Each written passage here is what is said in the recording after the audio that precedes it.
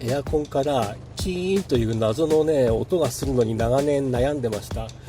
どういう時そんな音がするかというと、このようにね、今ちょうど雨降ってるんですけれども、除湿暖房したい時ですね、車内の湿気を取ってウィンドウの曇りを取りたい時とかですね、エアコンをつけて、この車はマニュアルエアコンなんですよ。オートエアコンの場合は自動的にエアコンのコンピューターが判断してやってくれると思うんですけれども、これはマニュアルエアコンなんで、古い車なんでね、エアコンをつけて、今これヒーターなんですよ。除湿して暖房で、除湿暖房の状態にすると、もうキーンっていう音がうるさくて我慢して、寒いのを我慢して、このね、暖房を、要は設定温度を下げて、暖房が働かない状態にして我慢して使ってたんですけれども、実はね、あることをやったらね、治りました。これもう治ってます。何をやったかというと、エアコンのね、ガスをね、補充しました。このエアコンのガスを補充したら、キーンという音が治ったということの原因と、その対策した理由については正直よくわかんないです。エボパレーターの中で、暖房との兼ね合いで何かね、管の中で何かが強制するような音が出るんじゃないのかな。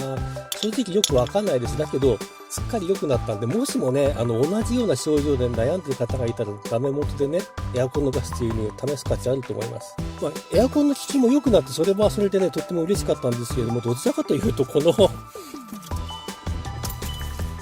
エアコンをつけてこの除湿暖房状態にしてもキーンという謎の音に悩まされなくなったということの方が嬉しくて、エアコンのガスの補充方法なんですけれども、 YouTube にねたくさん動画上がってるんで、それを参考にしてもらってもいいんですけれども、私この車フォルクスワーゲンのポロ GTI2008 年式の QN の GTI なんですけれども、ワーゲンの似たような車種に乗ってる方にはね、参考になると思うので、この後、エアコンのガスの注入の方法もね、ご紹介します。はい。私のポロ GTI の場合は、ここと、ここにバルブがあって、こっちが高圧で、こっちが低圧のようですね。ここの太さが合わないので、これ間違って入らないです。間違う心配はない、入らない。こっちはね、入らない。こっちですね。こっちの細い方が入るようになってますね。こっちは高圧なんで、いじらないと。今ちょっと撮影のために撮ったけど、本来撮んなくていいですね、ここはね。こっちにつけると。はい、缶に取り付けるところまで来まして、これまだね、一番左に回して針がまだ浮いてる状態です。で、これをここの低圧につけると。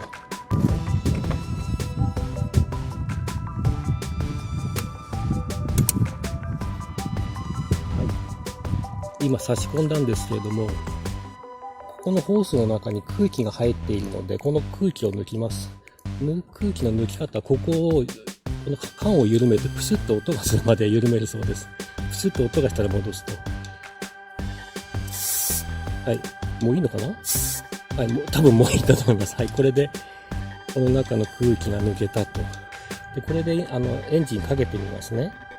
これを、回して穴開けて、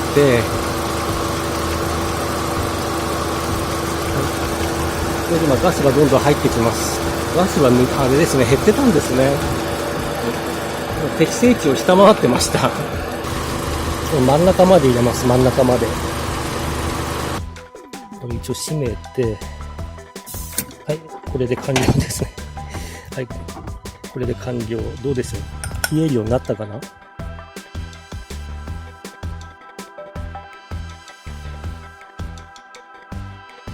はい、どうやら前回より1度、今だいたい 2.3 度ついたのかな？ 1 度下がったのかな？前回よりも